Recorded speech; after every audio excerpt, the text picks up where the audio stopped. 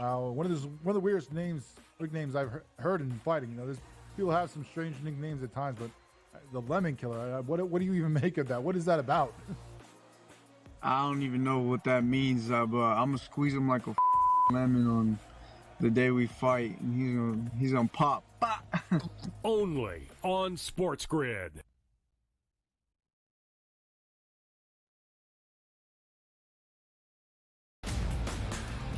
We're going to get rid of all the badness, if you will, over the past few decades for the Raiders and set yourself up for the future. It's a horrible job to take if you expect to win, but it's not a bad paying gig, so go ahead and take it. With an owner in Mark Davis who has continued to make bad decision after bad decision. Does Pete Carroll leave a culture behind that Joe Brady in 2 to 3 years takes over? The Early Line. Only on SportsGrid. He did nothing for 5 weeks. So he's becoming his brother. So I don't want to hear about how great TJ Watt is with his 0 playoff wins. And he's the first guy to admit it. He comes right out and says, I've never won a playoff game. I don't matter.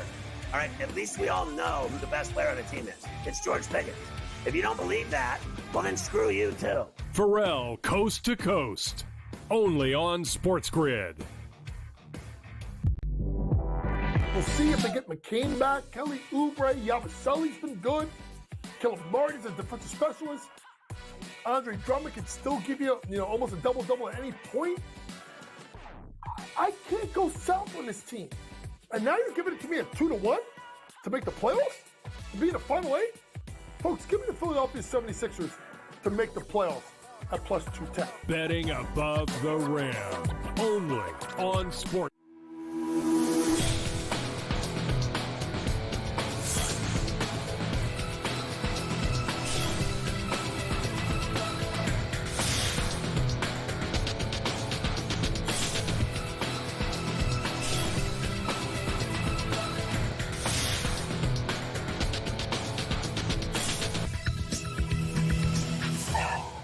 Good morning. Welcome to NewsWire here on SportsGrid. I'm Craig Mish. Great to be back with you here for another edition of the show. A lot of college basketball to get into today. We're getting closer and closer, of course, to the release of the Super Bowl proposition bets.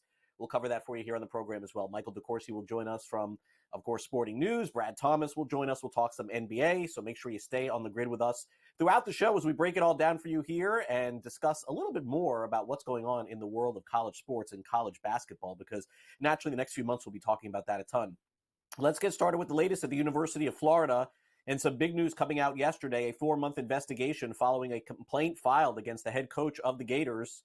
And this has come to an end essentially here because they have determined that all of the allegations of sexual harassment, sexual exploitation, stalking, cyber stalking, including students, has essentially been completed. There is a release from the University of Florida that says that the University of Florida takes these matters seriously and will work to ensure after a due process is upheld. After a thorough investigation that included dozens of interviews over the past months, the University of Florida has no evidence whatsoever that Todd Golden, who is the head coach of the Gators, violated Title IX, and they have closed their investigation. So as of right now, that seems to be complete. There's another Title IX case against another member of the Gators coaching staff. His name is Torian Green. And if there's any update on that, of course, we will bring that to you as well. In terms of Mississippi, they do not have online sports betting, and there's certainly a chance they will not have online gambling at all. There's a new Senate Bill 2510 that's aiming to prohibit online interactive or computerized online sweepstakes casinos. They've had a really hard time in Mississippi getting online with sports betting, but they did legalize it in the casinos, and it seems like there's a real fight going on between the casinos and the state to try and work out whether or not they can go online anytime soon. For the time being, that is not happening. Also not happening, Jimmy Butler's return to the Miami Heat, not imminent, and it looks like it has come to an end. He was suspended again, this time for another 5 games, and that really coincides with the NBA's trade deadline, so look for Butler to be moved by the time that happens coming up next week. Steelers owner Art Rooney II did an interview yesterday, said that he is prioritizing keeping one of their 2 quarterbacks that they used last year. That, of course, is Russell Wilson or Justin Fields. For the time being, it looks like they'll only be able to keep one. Yesterday, Pete Carroll, new head coach of the Raiders, 73 years old, met with the media, looking forward to getting things started. Also heard from Marshawn Lynch at that press conference as well. Pete Carroll not shy with the media and says it's time to bring that tradition back to the Raiders. you all wondering about timelines and all that. It took us a few years to get to the very top of the last couple programs I was with. We're starting right now, going for it immediately. We don't have some timeline. We got to make it 5 or 6 years down the road. That's not what we're thinking. We're going to start right now to go after it and build this team as quickly as we can. As John saw Max back there, Max, send a message, man. We're coming after you. We're going to come find you guys and get this thing rolling as soon as possible with the highest of expectations, with a mentality that will drive high performance in a way that hopefully everybody's going to hear us. We'll see what the future holds for the Raiders. Meanwhile, the future is bright for Zach Ertz. He's going to play another season in the National Football League, coming off a good year with Washington. Had to be painful, though, to lose to his former team, the Philadelphia Eagles. 66 catches, 654 yards, and 7 touchdowns. That's the most that he's had since 2018. And Ertz basically said yesterday in his final interview of the season that he is not walking away yet from football. Obviously, playing with Jaden was extremely fun. It was a 1 year so far, but I feel like we're just scratching the surface as a quarterback and tight end combination. I don't know what the future holds. I still want to play football next year, so I just want to make that clear that I'm not retiring. Just because I had so much fun this year, I feel rejuvenated. I feel young. This is the most amount of games I played in the season at 34. I felt like I played good football this year. So for me, it's just figuring out everything going forward, and they know how I feel about this place. So yeah.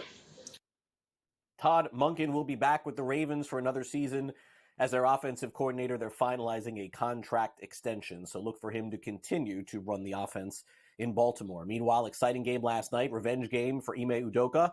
As Amen Thompson hit the game-winning shot, the Rockets beat the Celtics final 114-112. Amen Thompson has been fantastic for Houston, another 33 points for him yesterday. Dylan Brooks, 10 of 15 from three-point range. He led Houston with 36 points. The Rockets are one of the hottest teams in the West. They've won 9 times out of their last 11. Udoka said that the final couple possessions defensively were some of the keys to the win. Yeah, it was great. I think their focus was to put their main defenders on Fred and Jalen and, try to bottle them up, blitz them a few times and be extra aggressive. And, those guys look at it as disrespect, and you have certain matchups and Dylan let it fly, obviously, so big game for him. Amen, same thing, putting a big body on him. He still has advantages when he can get into his handle game and get downhill, so that's the versatility to him that he can pretty much attack any matchup. Was the plan for him to take that final shot? Yes. They had a foul to give, and we liked the matchup. They tried to pre-switch it, and it's a little late and gave him an advantage. No. Those last 2 plays were on me. Those were my fault. It didn't put us in the best matchups. I saw the play that they were trying to run. I tried to, change the matchups to put our guys in a tough spot. So, that's a tough one because I thought our guys played, did everything to win the game, and they put us in position to win it, and I didn't help them at the end. So that's both those plays, 100% on me. Cavs keep rolling. They beat the Pistons 110-91. They're now 22-3 at home this season. The Knicks snapped the Grizzlies' 6-game winning streak. Boy, New York put up a 143 spot last night on Memphis as they rout the Grizzlies. The Knicks surpassed 140 points for the second straight game as they continue to surge toward the NBA's trade deadline and the All-Star break. Although on the flip side, Taylor Jenkins, the head coach of the Grizzlies, not happy with their defensive performance. Yeah, we didn't have it for 48 minutes. Give the Knicks a lot of credit. They played great tonight. Thought their physicality was great. We had so many uncharacteristic moments in the game, defensively and offensively, and, definitely not our best tonight. I thought their physicality was good. Just some of our decision-making was tough, and, we struggled finishing. So, overall, give them credit. They played great physical brand of basketball that, we struggled with all night. Devin Booker, 26 points. The Suns survive a late scare. They beat the Clippers final 111-109. The Suns are playing well. They've won 9 of their last 12. Meanwhile, in college basketball, the story continues to be Cooper Flagg, 23 of his 28 points after halftime.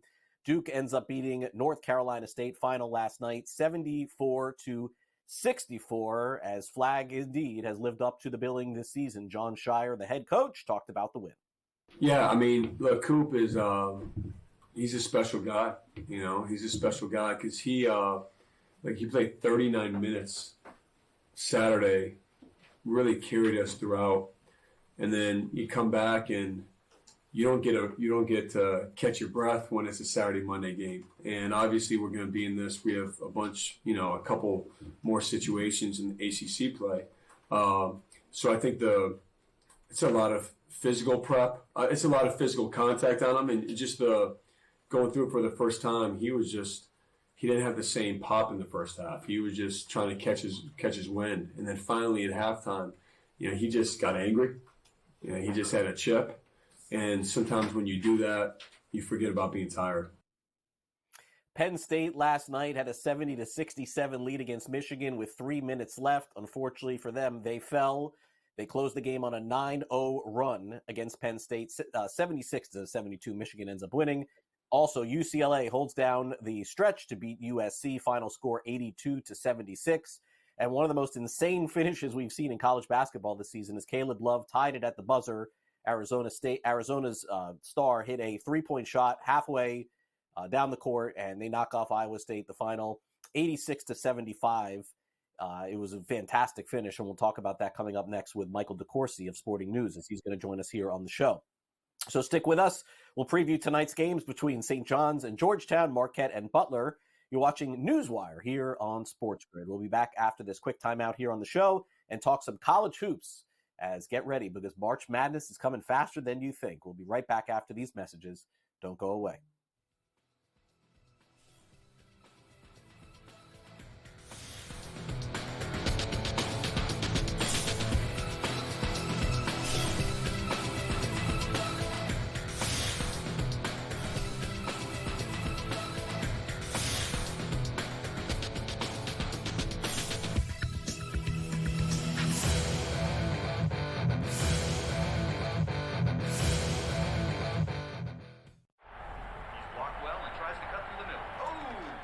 Your gut says Miami is going to win, and you should take the over.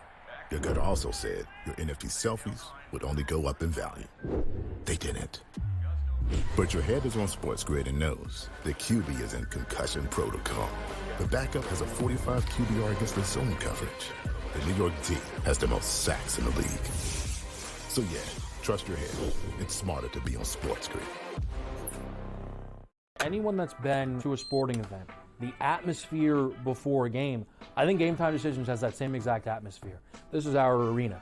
This is what we do. There is going to be an energy to Game Time Decisions that you will feel night in and night out. The excitement you get when you lock your bets in, when you're figuring out what you want to do, we can zone in on the biggest games each night. I want this to be the place that people come to before the games start so they feel as ready as possible to lock in their cards. We are going to hit every single one of those markets that you need to know about. We're going to go through every single thing, and I've got a great team behind me that's going to help me get the job done. There is not going to be a better place, I promise you, than Game Time Decisions to get that new information, react to it, and be able to then bet accordingly. We will have everything at our disposal, and we will use that to our advantage. I'm Kevin Walsh. Tune into Game Time Decisions from 6 to 8 p.m. Eastern on SportsGrid.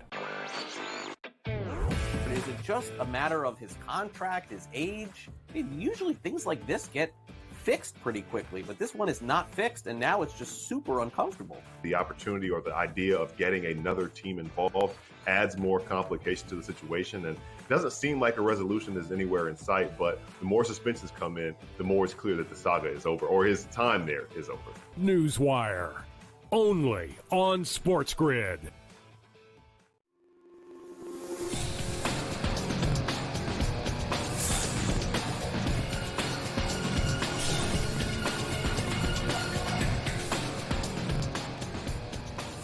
Let's preview some college hoops with Michael DeCourcy from Sporting News. He joins us now. We got a lot of games to go over, Mike, so let's get right to it. Thanks again for coming on NewsWire. I know certainly a lot of fans of St. John's have to be buzzing at this point. My gosh, they're now up to ranked 15th in the country in the latest poll, highest they've been ranked in since 2014. They take on Georgetown tonight, 5.5-point favorites. Not only has Rick Pitino got this going in the right direction, I mean, let's say it's the right direction and some at that point. They're playing great.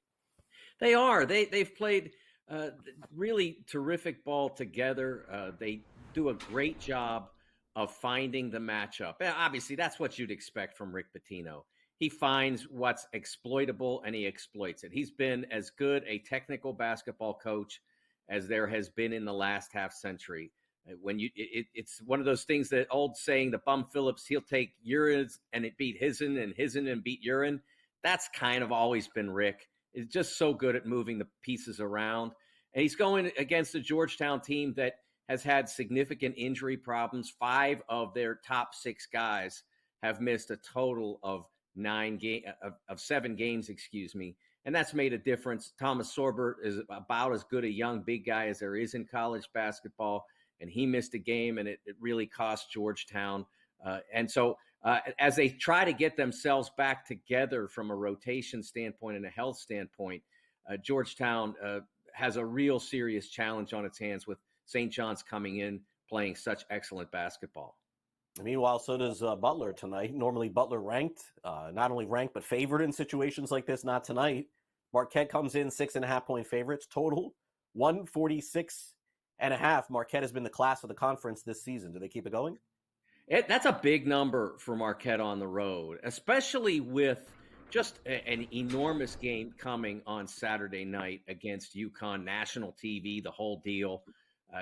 So to go on the road at Hinkle Fieldhouse and have to play in a circumstance where Cam Jones, their best player, a first-team All-America candidate, is not making shots. He's doing everything else. He's one of the best point guards, not the best point guard in college basketball, but he seems to have misplaced his shooting touch.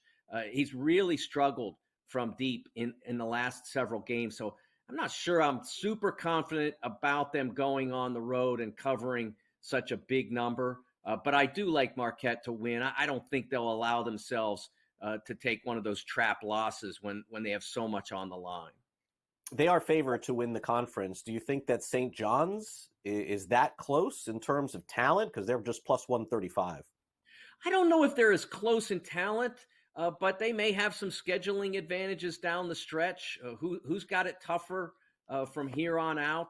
Because the Big East is a game where a league where a lot of the power is concentrated at the top. You've got Creighton, you've got UConn, you've got Marquette. Xavier's pretty dangerous.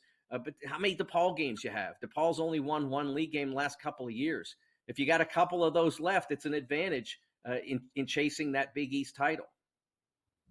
Let's now move to the game last night. And, Mike, we haven't seen a play like this in a long time, especially to tie a game. My gosh, Arizona hits not just a half-court shot, but even further than that. They end up tying it, going to overtime and winning. Could that be a signature moment for the Wildcats this season? Oh, I think it could change their season, absolutely. They have been on the right track moving forward. As they've moved forward into the Big 12, they have played very well. But then Iowa State comes in. Iowa State's one of the best teams in the country and outplayed Arizona nearly the entire game, but not for those last 5 seconds. They missed a free throw that allowed Arizona to be in range to even tie it, I should say, on a heave.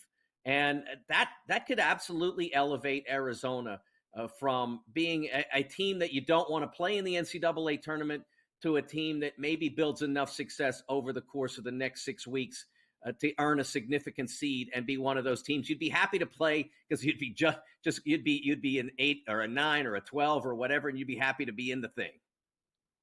I guess we shouldn't be surprised, Mike, if we, kind of go back revisionist history. The Cougars have been fantastic in college basketball the last few years. 8-0 in the conference. They get that big win on Saturday night against Kansas, and you talk about signature wins. I mean, Bill Self essentially never loses at home once they're leading at halftime, and they were in this one. And Houston comes back and wins. They're just a heavy favorite to win the Big 12 at this point. And Kansas has fallen back quite a bit. It's interesting. Houston has not been able to be successful this year. They've had limited exposure to the best teams. They lost a few of them early. Great Auburn game they played, just couldn't get over the finish line against the Tigers. And then they play at Kansas, and Kansas basically handed it to them with 2 really poorly executed inbounds plays from the baseline. Otherwise, KU gets out with a win against one of the better teams in the country and stays healthy in the conference race. Now it's going to be very difficult for them to catch Houston. They'll still think Iowa State and Arizona are in the picture, but it's going to be tough for anybody to track down Houston now. Yeah, I think so. And you take a look real quick. Let's go back and look at their odds to win the conference in the Big 12. And Houston's just off to this incredible start. And I mean, is there any value at all, Mike? You think, grabbing an Iowa State, or as you said, maybe Arizona now goes on this run? Yeah, I think Iowa State's still in that picture because they're very difficult to beat at home. They have an outstanding team. You saw how good they were up until that missed free throw on Monday night, late or early Tuesday morning. You saw how good they can be. So I think that there might be something to that, but it will be difficult because Houston has had a lot of scheduling advantage to date. I think it'll get much more difficult for them in February. Usually the best TV games are held till February, and I could see where you'd want Houston on television because they're since Kelvin Sampson got it going in Houston, they've been terrific every year.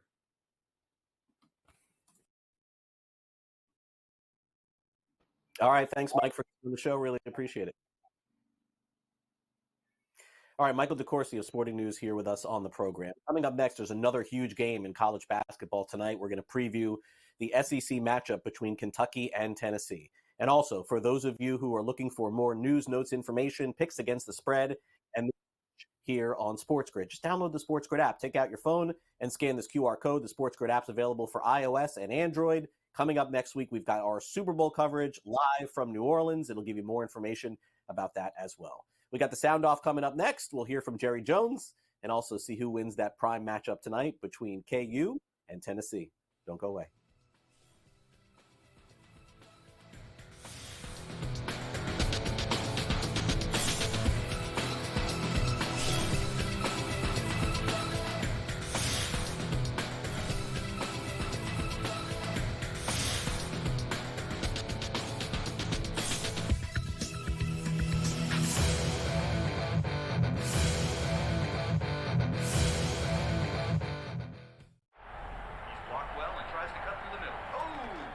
Your gut says Miami is going to win, and you should take the over. Your gut also said your NFT selfies would only go up in value. They didn't. But your head is on SportsGrid and knows the QB is in concussion protocol. The backup has a 45 QBR against the zone coverage. The New York D has the most sacks in the league. So yeah, trust your head. It's smarter to be on SportsGrid. Anyone that's been to a sporting event, the atmosphere before a game, I think Game Time Decisions has that same exact atmosphere. This is our arena. This is what we do. There is going to be an energy to Game Time Decisions that you will feel night in and night out. The excitement you get when you lock your bets in, when you're figuring out what you want to do, we can zone in on the biggest games each night. I want this to be the place that people come to before the games start so they feel as ready as possible to lock in their cards. We are going to hit every single one of those markets that you need to know about. We're going to go through every single thing, and I've got a great team behind me that's going to help me get the job done. There is not going to be a better place, I promise you, than Game Time Decisions to get that new information, react to it, and be able to then bet accordingly. We will have everything at our disposal, and we will use that to our advantage. I'm Kevin Walsh. Tune into Game Time Decisions from 6 to 8 p.m. Eastern on SportsGrid. Is it just a matter of his contract, his age? I mean, usually things like this get fixed pretty quickly, but this one is not fixed, and now it's just super uncomfortable. The opportunity or the idea of getting another team involved adds more complication to the situation, and it doesn't seem like a resolution is anywhere in sight, but the more suspensions come in, the more it's clear that the saga is over, or his time there is over. NewsWire, only on SportsGrid.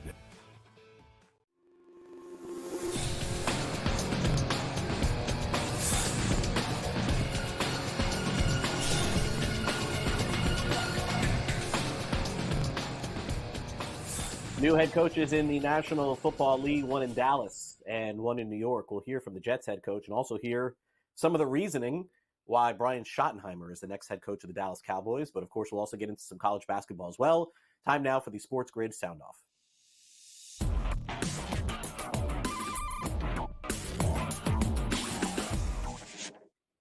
All right, this is one of the prime matchups of the evening in college hoops. It comes from the SEC. Kentucky takes on Tennessee, and certainly the winner moves up in the top 25. Who will come out on top? Let's check in with our very own Ben Stevens. He has a preview of the matchup. A great SEC contest on a rocky top in Knoxville between Tennessee and Kentucky. Both teams even 500 in conference action, both at 3-3, trying to make up some ground in the standings. Kentucky has dropped 2 straight. Beat in Vanderbilt in Nashville over the weekend, something the Volunteers know from a weekend ago. Tennessee kept it tough on the Plains in Auburn, covering as a 6.5-point dog, but losing a hard-fought contest by only 2, 53-51. The Vols should be a favorite at home to get the season back on track. The last remaining undefeated team in the country, starting a perfect 14-0, has now dropped 3 of its last 6. No nights off in the Southeastern Conference when it comes to men's college basketball. Craig, back to you.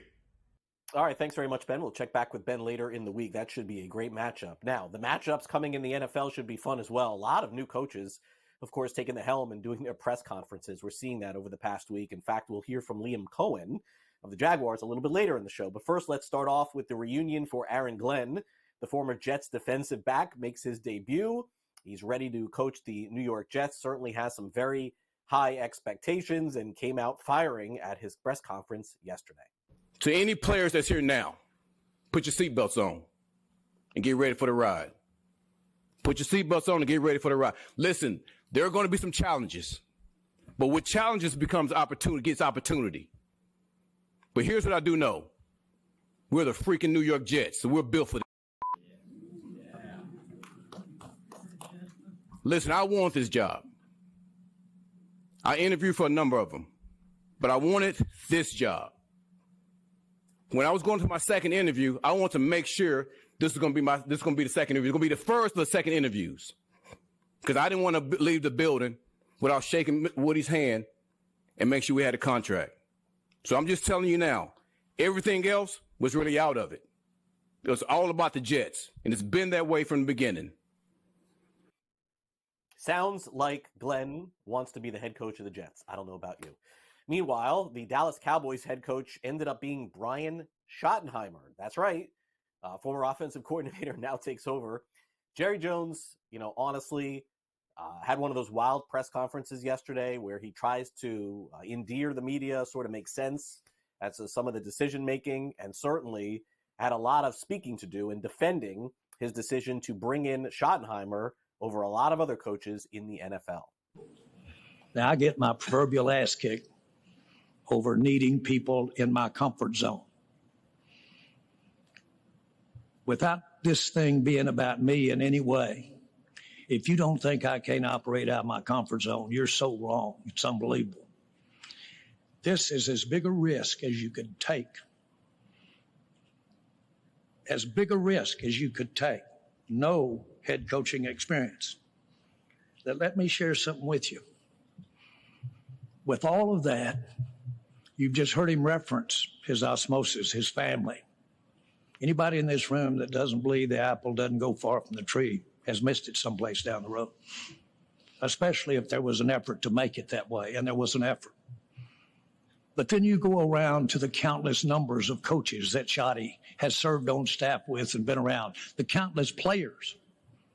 How often do you have someone that has 25, I'm going to say 25, it may be 26, of years of working through the human relationship and working, aspiring to learn, of have his ears and eyes wide open and looking for techniques and looking for things that make coaches better. Jerry also a great salesman. We know that. Whether or not this will work still remains to be seen. But I think that he said something that's real important to note in terms of being an owner. He said that he wanted to work with somebody within his own comfort zone. And folks, in the end, that's what's always going to get the job. Felt like Schottenheimer, extremely familiar with Jerry Jones, liked him as a person.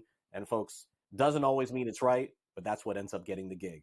Jacob Camenker will weigh in from Sporting News on that decision. We'll also talk about the Jaguars' decision to bring in Liam Cohen as their next head coach. You're watching NewsWire on SportsGrid. We'll be right back.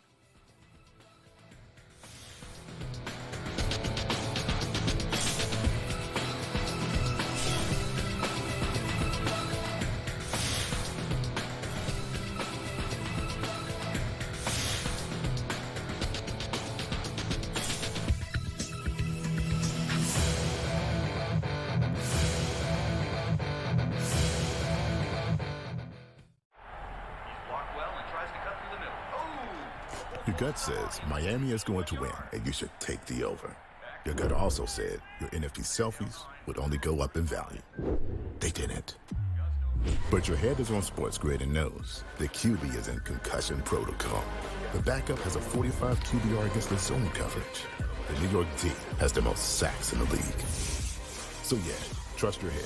It's smarter to be on SportsGrid. Anyone that's been to a sporting event, the atmosphere before a game, I think Game Time Decisions has that same exact atmosphere. This is our arena. This is what we do. There is going to be an energy to Game Time Decisions that you will feel night in and night out. The excitement you get when you lock your bets in, when you're figuring out what you want to do, we can zone in on the biggest games each night. I want this to be the place that people come to before the games start so they feel as ready as possible to lock in their cards. We are going to hit every single one of those markets that you need to know about. We're going to go through every single thing, and I've got a great team behind me that's going to help me get the job done. There is not going to be a better place, I promise you, than Game Time Decisions to get that new information, react to it, and be able to then bet accordingly. We will have everything at our disposal, and we will use that to our advantage. I'm Kevin Walsh. Tune into Game Time Decisions from 6 to 8 p.m. Eastern on SportsGrid.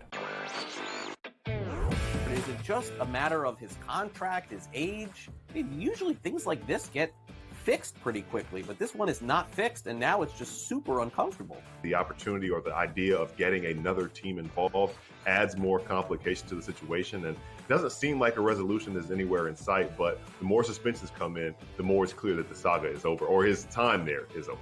NewsWire, only on SportsGrid.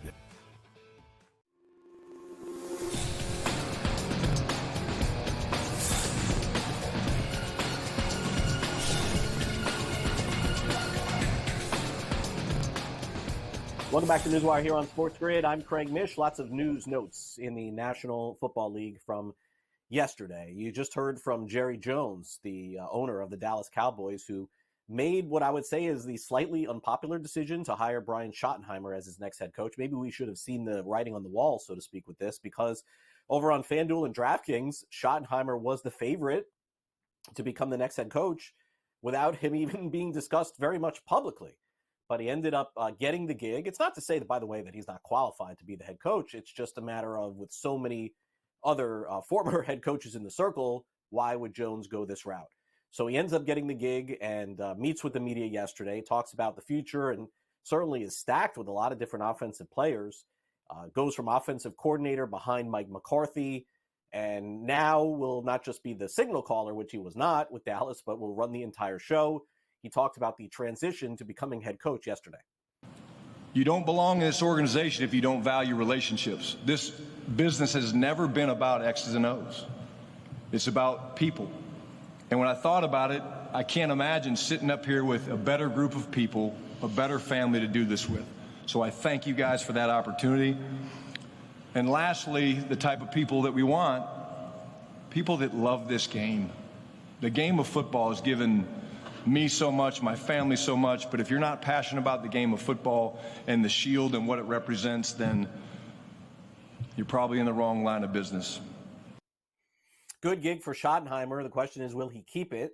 Definitely got a multi-year deal to become the Cowboys head coach, but is almost certainly going to be under pressure to win right away. Meanwhile, as far as the New York Jets are concerned, they end up hiring Aaron Glenn, and that created an opportunity for the owner of the New York Jets to speak about his quarterback, or maybe former quarterback. We will see.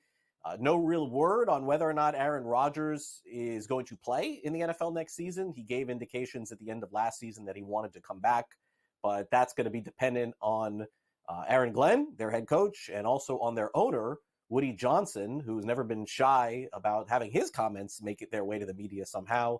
He was asked yesterday about the possibility of Rodgers coming back, the future Hall of Famer, to be signal caller with the Jets for at least one more season.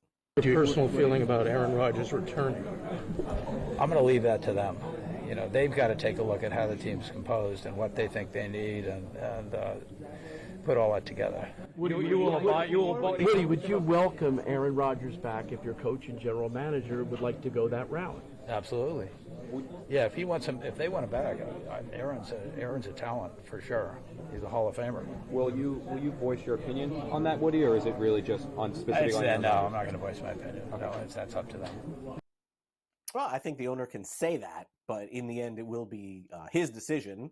It's not just a rubber stamp for the owner of the Jets to say whether or not they want to bring back Aaron Rodgers next season. He'll be heavily involved in that process. He could say whatever he wants. No offense, but again, GM, coach, owner making those decisions in the National Football League. Meanwhile, new coach in Las Vegas. Little bit of a surprise to say the least. Pete Carroll is back coaching in the NFL again, folks. He's the oldest coach in the National Football League at 73 years old. The former head coach, of course, at USC, the Jets, the Patriots, the Seahawks. Did I miss any other teams? I probably did. Is all ready for another round with Las Vegas, and maybe this will be the toughest job that he's had thus far. There's a commitment to excellence, as we used to hear from the Las Vegas Raiders through the years. It hasn't really shined through in their win-loss record, but Carroll says he's ready and willing to bring that back. You all wondering about timelines and all that. It took us a few years to get to the very top of the last couple programs I was with. We're starting right now, going for it immediately. We don't have some timeline. We got to make it 5 or 6 years down the road. That's not what we're thinking. We're going to start right now to go after it and build this team as quickly as we can. As John saw Max back there, Max, send a message, man. We're coming after you. We're going to come find you guys and get this thing rolling as soon as possible with the highest of expectations, with a mentality that will drive high performance in a way that hopefully everybody's going to hear us. Meanwhile, the Washington Commanders will get a boost next season. Zach Ertz is coming back for another season with the Washington Commanders. He made the announcement yesterday. Ertz, who certainly had to be feeling it a little bit, coming off a loss against his former team, the Philadelphia Eagles, is happy to be back for another season. And obviously playing with Jaden was extremely fun. You know, it was a 1 year so far. I feel like we're just scratching the surface as a quarterback and tight end combination. I don't know what the future holds. I still want to play football next year, so that I just want to make that clear that I'm not retiring. Just because I had so much fun this year, I feel rejuvenated. I feel young. This is the most amount of games I played in the season at 34. I felt like I played good football this year. So for me, it's just figuring out everything going forward, and they know how I feel about this place. So yeah. Washington will upgrade. The other teams in the NFL are upgrading at the head coaching position. Let's bring him Jacob Camenker from Sporting News. Jacob, we could go in a number of different directions here. Dallas, Jacksonville, Las Vegas. The floor is yours. Which was the most compelling for you? I think the most compelling has to be Brian Schottenheimer in Dallas, right? I think nobody really expected this to happen. We thought, Mike McCarthy might go back. If not, they might make some strange hire, go after Deion Sanders, maybe Kellen Moore. But promoting Brian Schottenheimer from offensive coordinator to head coach, Jerry Jones repeatedly called it risky. So I have to say that it was a strange hire from that perspective. In the opening news conference, I felt pretty good about Schottenheimer from a people perspective, but his track record at the NFL has not been able to get the most out of his offenses. So it'd be really interesting to see if he can be a better head coach than a coordinator. Jacob, by the way, of USA Today. I said Sporting News, just to be clear on that one. Sorry, I got that wrong. All right, now, what do you make of Pete Carroll coming back for another year? Jacob, is this just a situation where this guy can't quit football? Because, we got to keep it real here. No matter what happens, I think with the Raiders in the draft, they're not going to be projected to be a 500 team next year. Yeah, I think he really wanted to come back. This job kind of fits what he does well. He wants to stay on the West Coast. Las Vegas is close enough to, his stomping grounds around USC. I think that was a nice option for him from that perspective. And if you look at just what he's been able to do with the rosters that he's had, he gets the most out of his guys, especially on defense. The Raiders really need an identity. They don't have a quarterback. They'll figure that out eventually, but Pete Carroll's the kind of guy who can instill a culture and just make things work for the Raiders and give them some stability at head coach, which they've really been lacking since John Gruden stepped down amid that email scandal. Meanwhile, in Jacksonville, Liam Cohen takes over. He was thought to be returning to Tampa Bay. What a bizarre change of events as he gets the head coaching gig. I think, what's most interesting, Jacob, for me with Liam Cohen is that if we are doing this show, and you have been on this show for many years, a year ago, we're not even mentioning this guy's name. Now, all of a sudden, he's being asked to really put together a franchise that's been in the doldrums the last few years.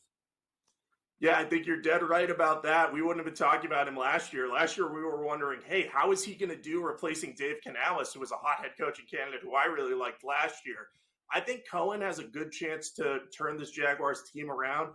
He's going to be probably the best and most innovative offensive coach Trevor Lawrence has worked with at the next level. So I think the Jaguars are looking at Cohen comes from that Sean McVay system. He has a lot of motion in his offenses.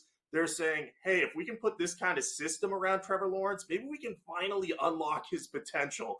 I know he's a little bit of an unknown, but sometimes you have to take a risk at head coach. And the Jaguars' last hiring cycle, they needed someone to replace Urban Meyer and return respect to the franchise. Doug Peterson did that enough, and now they have to go innovative to get the most out of their offense. And I think Cohen is a good choice for that.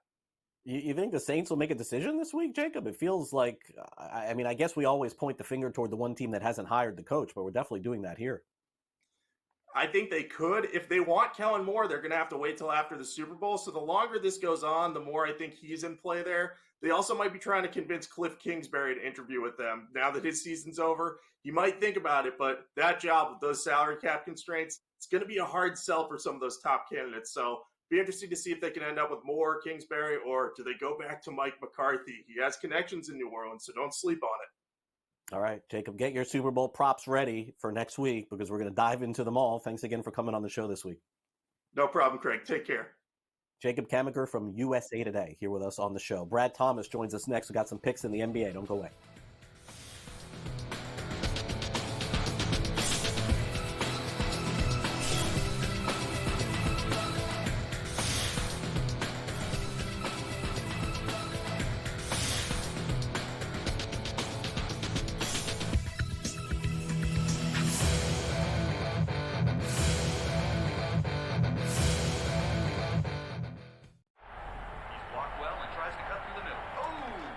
Your gut says Miami is going to win, and you should take the over. Your gut also said your NFT selfies would only go up in value. They didn't. But your head is on SportsGrid and knows the QB is in concussion protocol. The backup has a 45 QBR against the zone coverage. The New York D has the most sacks in the league.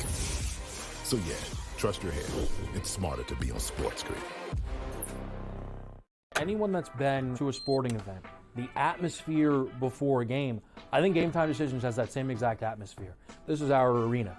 This is what we do. There is going to be an energy to Game Time Decisions that you will feel night in and night out. The excitement you get when you lock your bets in, when you're figuring out what you want to do, we can zone in on the biggest games each night. I want this to be the place that people come to before the games start so they feel as ready as possible to lock in their cards. We are going to hit every single one of those markets that you need to know about. We're going to go through every single thing, and I've got a great team behind me that's going to help me get the job done. There is not going to be a better place, I promise you, than Game Time Decisions to get that new information, react to it, and be able to then bet accordingly. We will have everything at our disposal, and we will use that to our advantage. I'm Kevin Walsh. Tune into Game Time Decisions from 6 to 8 p.m. Eastern on SportsGrid. Is it just a matter of his contract, his age? I mean, usually things like this get fixed pretty quickly, but this one is not fixed, and now it's just super uncomfortable. The opportunity or the idea of getting another team involved adds more complication to the situation, and it doesn't seem like a resolution is anywhere in sight, but the more suspensions come in, the more it's clear that the saga is over, or his time there is over.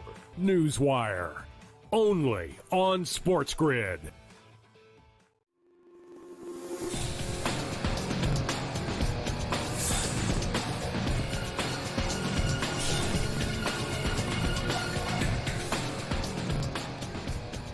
Welcome back to NewsWire here on SportsGrid. Let's bring in Brad Thomas, getting ready for another big week in the National Basketball Association. He's got his eye on everything here. Let's bring him in. And Brad, let's start off here by looking at the NBA.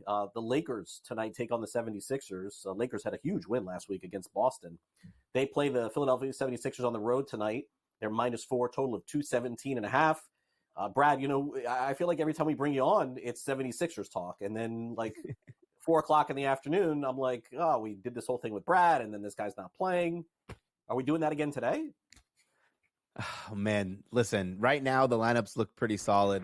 pretty much know everyone except for Hashimura that's going to play for the Lakers. And 76ers have no question marks either, but I wouldn't be surprised if we see some late news, right? Like, we have to remember there's a bunch of aging players on the Lakers playing in the second half of a back-to-back, especially on the East Coast here. But for that reason, I actually am fading the Lakers. And it's not a team I'm particularly excited about in the 76ers, but 76ers are carrying a little bit of momentum into this game, winning back-to-back games. And they didn't just beat some slouch. They beat the Cavaliers, right? That was an impressive, fun game. Cavaliers tried to make it interesting. Then they beat the Bulls pretty handedly in Chicago. Lakers playing on that back-to-back. If there's any weakness, right, if there's something that can go wrong for the Lakers, I have two of them. Number one, three-point shooting. At times, their three-point shooting just absolutely dries up. We know the 76ers like to fire at will. And if Eric Gordon, it's crazy I'm saying his name right, if Eric Gordon can get hot like he did against the Cavaliers, they can beat anybody because he was just scorching them from beyond the arc. And number two, the Lakers play very sloppy, right? If this game gets out of hand early, why not just sit your guys on a back-to-back? Fair enough. Houston with a monster win last night. They've been playing great basketball, but now it's a back-to-back. They got to play in Atlanta tonight. They're 6-point favorites. Generally, right now, Brad, I'm getting out of the way of the Houston Rockets, but it's a back-to-back. Does that change the dynamic tonight? Total 226.5. Yeah, I didn't want to play the Rockets. They would have originally been my bet, right? Atlanta has some question marks on guys who are going to be in and out of this game, but the second half of the back-to-back is really interesting for me. One bet that I think you can play and you can play with confidence is Jalen Green. Over 21.5, over 20.5, depending on where you find that market. A top or bottom five defensive unit against a shooting guard position are the Atlanta Hawks. They play with a ton of pace there. And Jalen Green actually had a really strong start to January. He won a couple of players of the week to start the month. And then he had some really tough games, right? Had to play the Cavaliers twice, had to play the Boston Celtics. I think he can explode for this game. I actually like him to go for that 30-plus number, which is like at plus 480. All right, fair enough. Now let's take a look at one team that really has no business being on the same court as another. That's the Trailblazers tonight, getting 6 against the Milwaukee Bucks. But naturally, they make these lines for a reason, Brad. Is there a chance Portland keeps up with Milwaukee tonight? Man, listen, another team on a back-to-back. It feels like every game there's at least one team on a back-to-back tonight, and that's the Milwaukee Bucks. There's got to be a chance there, but I'm not real high on this Portland Trailblazers team, but I am high on Anthony Simons in this game. I think that he can go off. His number's criminally low, right? It's 19.5. And if you think about it, he's playing against the second worst defensive unit against the point guard position, specifically against scoring guards. They've been absolutely awful. And pretty much Anthony Simons against those teams where he can get good volume and good looks, he's done really well. I just do get kind of worried that this game can get out of hand, right? Like, I don't care that it's a back-to-back. I don't care that it's a road game. I don't care that it's a West Coast trip. The Portland Trailblazers aren't that good, and they are very susceptible to getting blown out. Yeah, I would agree. And look, Portland's was one of those teams. They've had some surprise wins, I would say, this season. Meanwhile, Utah, not a lot for them. They're at Golden State tonight. Warriors, 11-point favorites. Feels like this line is fair. Utah is just having a tough time. Total of 230. Any opinion on this one? Yeah, listen, this is the bet that I'm okay with losing here. I'm taking Mr. Steph Curry over 24.5 points. It was almost even money earlier today. It's kind of getting closer to that minus 120 range. That's still fine with me as long as you don't get over that 25.5. Steph Curry hasn't been playing great, right? Like, he's in this really bad slump, but he played pretty poorly last game. 13 points on 32 minutes, 2 for 9 from deep, and the Warriors lost. The Warriors have been on this kind of a skid. They've lost 3 of their last 4. If they want to succeed, they need Steph Curry to be good. They need him to be great. He has a really good matchup, another bottom 5 defensive unit against the point guard position. They've had 3 players in like the last month that score 40-plus points on them, the Utah Jazz. Steph Curry absolutely can get hot, and it's one of those buy low situations for me. Before you go, Brad, have you put the Jimmy Butler stuff in the trade simulator yet to see when this ends up happening? Like, why is the focus on Jimmy Butler all about him going to Phoenix? Is there no other team that can make this work? It feels crazy to me that it's all surrounding Bradley Beal. I understand he wants to go to Phoenix and Phoenix wants him, but why can't some other team step up, move some dead money, and move on? I feel like, the Phoenix Suns make the most sense because the Bradley Beal experiment's not working, right? Then they get to bring in an elite defender, which you can't turn down. I think a lot of teams are actually just scared, right? Like this Jimmy Butler saga is not just Miami. We've seen this now at 3 different stops. You're going to invest some serious capital in a guy like Jimmy Butler. Yes, he could take you over the top and he can be that guy who brings you to the NBA Finals. But he also can be that guy who at any moment can just be a cancer in the locker room and destroy your team like he's doing to the Miami Heat. I was actually glad to see the Miami Heat beat the Magic because, that was another saga in this, another chapter in this Jimmy Butler saga, getting suspended indefinitely. They beat the Magic. They were able to rise above. Tyler Hero's now actually shining, has the highest utilization of his career. But yeah, I think teams just don't want to take a chance on him kind of just destroying their team and destroying the chemistry that they have in the locker room. Any prediction? I think he will get traded by next week. Do you have a prediction where? I don't have a prediction. I kind of want to see Milwaukee make this happen, right? It's going to be a lot of Jenga pieces that they're going to have to move around, but I think that brings the Bucks over the top, and they can absolutely compete with the Celtics there. They need that defender. They lost Drew Holiday, and that was like that piece that helped them be a great defensive team. All right, well, maybe that's the case. We'll see next week. Thanks again, Brad, for coming on the show here on NewsWire. Really appreciate it. All right, and coming up next year on the show, we dive into the latest in what could be a potential three-peat for the Kansas City Chiefs. And by the way, it could be a costly one. Also, Tiger Woods back at it on the golf course in a different way. And very bizarre opening press conference from the head coach of the Jacksonville Jaguars, Liam Cohen. You're watching NewsWire on SportsGrid. We'll be right back.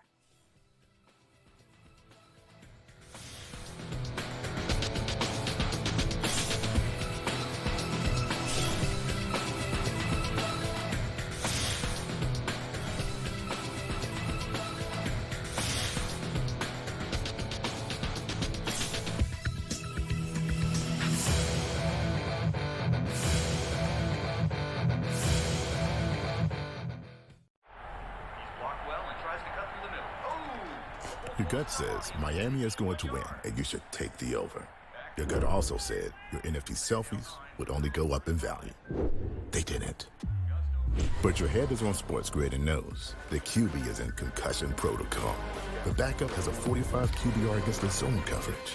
The New York D has the most sacks in the league. So yeah, trust your head. It's smarter to be on SportsGrid. Anyone that's been to a sporting event, the atmosphere before a game, I think Game Time Decisions has that same exact atmosphere. This is our arena.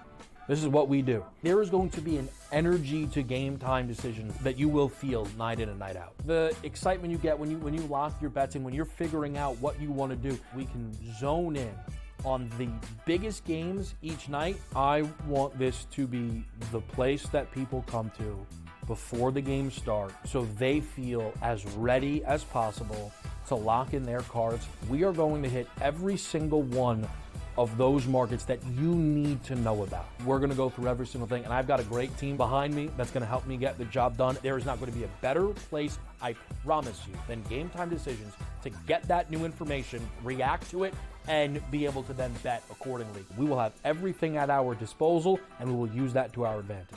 I'm Kevin Walsh. Tune into Game Time Decisions from 6 to 8 p.m. Eastern on SportsGrid. Is it just a matter of his contract, his age? Usually things like this get fixed pretty quickly, but this one is not fixed, and now it's just super uncomfortable. The opportunity or the idea of getting another team involved adds more complication to the situation, and it doesn't seem like a resolution is anywhere in sight, but the more suspensions come in, the more it's clear that the saga is over, or his time there is over. NewsWire, only on SportsGrid.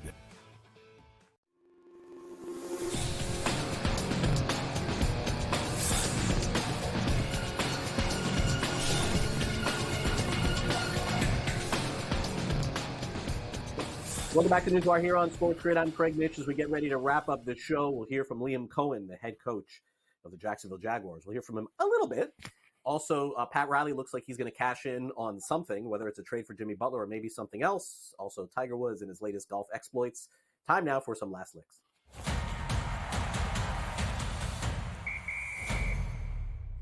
All right, well, we don't normally get this sort of stuff here from the head coach of any team in the National Football League. Those of you who are unfamiliar, by the way, the Jacksonville Jaguars play in a county named Duval, D-U-V-A-L. And it's been a very popular fan cry through the years that they're very proud of their city, and they're proud that they play in that county. In fact, they'll yell it and scream it, and it's been part of their rally, you would say, through the years. So Liam Cohen, first day on the job, decides, maybe I'm going to get behind this whole Duval thing, and maybe I will do my best Duval at a press conference, but clearly don't think he got any advice on that subject. Jacksonville, the community, Duval. Yeah, I mean, the one thing that watching that over and over again, what was going on with the eyebrow going up at the time? That was a little bizarre there. I don't know if you saw that one. Needless to say, I'm sure Liam Cohen's a great guy. He's just having a hard time getting that Duval out there. He'll do a better job in the future. But, yeah, very bizarre and creepy, I would say, way to go about your first press conference, Liam. So you can only go up from here. That is the good news. Okay, Palm Beach Post had an article today that I read that gave me a much clearer explanation as to this whole three-peat situation. So if you watch the Chiefs take on the Buffalo Bills this past Sunday in the AFC Championship, you may have learned from their broadcaster, Jim Nantz, that Pat Riley owns the trademark to a lot of different three-peat slogans. But it was very bizarre how Nantz just kept going on and on and on about it, almost to the point where he was not certain if he could say it. Here is the definition. Riley owns 3 different copyright trademarks to the word three-peat. He has been paid in the past hundreds of thousands of dollars because he ended up trademarking this. Now, according to the Palm Beach Post, a lot of this money goes to charity. Needless to say, that is the only way that people will have to pay for three-peat. You can say it, you just can't print it on a jersey or who knows what, pennant, something else. Riley owns that. So if you want to do something with it and you're in Kansas City, make sure you contact him and make sure you pay up. Meanwhile, Tiger Woods and Rory McIlroy, they have been at the forefront of the golf league, the TGL. And in the first ever edition of this, where the two of them really went back and forth, Tiger Woods ended up getting the win against Rory McIlroy. So congratulations to him as he ends up pulling it off. Now, how popular the TGL will be still remains to be seen. I think it's a really good idea, and it gets Tiger Woods back on the map in terms of golf. But needless to say, still going to be searching for ratings outside of the PGA Tour. The Live Golf Tour has not delivered on ratings either, so no word as to whether or not this will as well. But Tiger Woods gets a win. Congrats to him. All right, that'll do it for our show today. Sorry, a little bit under the weather today, honestly, if you haven't noticed here for the past hour, but we got through it. Coming up, 3 o'clock Eastern, it's Pharrell Coast to Coast, so make sure you join him. 3 o'clock, Game Time Decisions at 6. In-game live, game day, and then Gabe will be on Sports Rage tonight. Also, don't forget our Super Bowl coverage begins 1 week from today. So those of you who are in New Orleans, check out our Radio Row coverage with all of our great hosts. We're going to be out there covering the Super Bowl for you. So stick to that as well. Also, SportsGrid app is available on both iOS and Android. You can download it. And here is the QR code that we're going to show you. Just take out your phone and scan it there. You'll be all set. Give you the latest insights to information. And we have some huge announcements coming your way as well. So when you download the SportsGrid app, set your notifications to on, and you'll be all set in that way as well. Also, thanks to our guests here on the program today, Brad Thomas, Jacob Camenker, and of course, Michael DeCourcy. In addition, our director, Luke, and my producer, Frank, I'm Craig Mish. We'll be back with our next edition of NewsWire tomorrow morning at 11 a.m. Eastern. So make sure you keep it locked right here as we get you ready for a lot of college basketball coming up this weekend, some monster matchups, as well as the NBA's trade deadline coming up as well. And don't forget, folks, pitchers and catchers getting set to report around Valentine's Day in Major League Baseball as well. You know I got you covered on baseball here on the show, too. Hope you enjoy the rest of your day. Be well out there. Stay safe. I'll try and do the same thing. Sounding horrible here. My voice sounds horrible here, honestly, on the show today. Sorry. I'll try to be better tomorrow right here on NewsWire. So enjoy it, and check me out tomorrow, 11 a.m. Eastern, exclusively here for our next edition of NewsWire, only on SportsGrid. Have a great day, everyone. Be safe out there, and I'll see you soon.